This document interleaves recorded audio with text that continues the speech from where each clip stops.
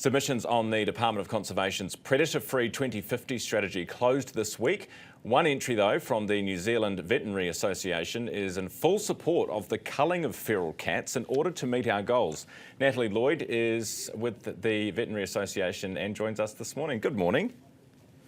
Kia ora, Ryan. How are you going? Good, thank you. Was this a big call for you guys to make? Because we look at cats slightly differently than we do possums, but you're obviously deciding that on balance this has got to be done. Yeah, Ryan, we're very aware this is a very polarising issue. Before we kind of talk about the reasons why we're supporting, I want to be very clear about what we have recommended to the Department of Conservation, and that is that we have recommended that feral cats are included in the target list.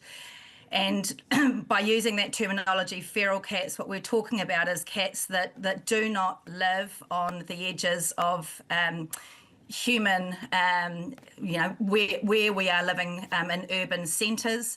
So essentially for feral cats, we're talking about cats that are self-sustaining and are not reliant on humans. So we're not talking about companion cats. They are the cats that live in our homes. And we recognise that cats bring an inherent value to people living in New Zealand, Aotearoa. So companion cats live with us in our homes. Stray cats are those cats that are living in communities. They're either managed or unmanaged. And then we have this group of cats called feral cats, and they are the ones that we really do not see and do not come into contact with.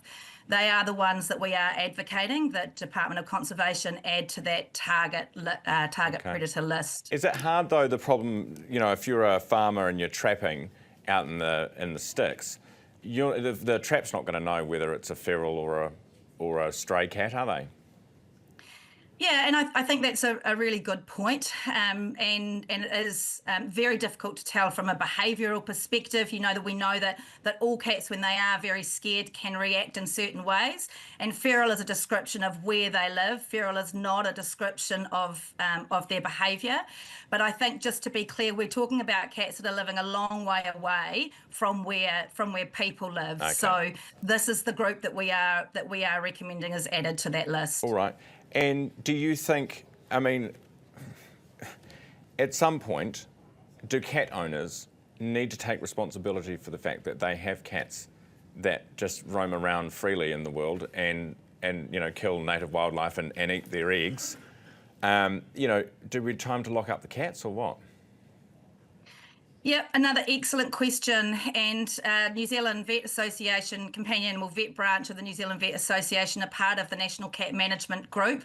And we do have recommendations around what responsible cat ownership should look like. We have recommendations for each of those three categories of cats that I've already mentioned.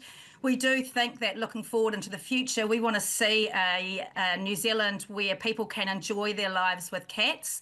And as part of that, we do have to accept that even domestic cats can have an impact on our native wildlife. We know that in New Zealand, our wildlife has developed, has evolved without predators, apex predators like cats. So we do have to take some measures. We need to de-sex our cats. We need to microchip our cats. And in the future, we do need to look at providing containment for those cats so that they're not going to be predating and so that they're not going to create some of those nuisance behaviours, certainly around, going into other people's sections, and creating some of the stress that does create. Yeah, because you've got to have your dog on a leash. Why? Cats on a leash. One day it's going to eventually get to that. I think anyway. Yeah. Hey, great to have you on the program, Natalie. We'll have to leave it there. Natalie Lloyd, the New Zealand Veterinary Association, with us.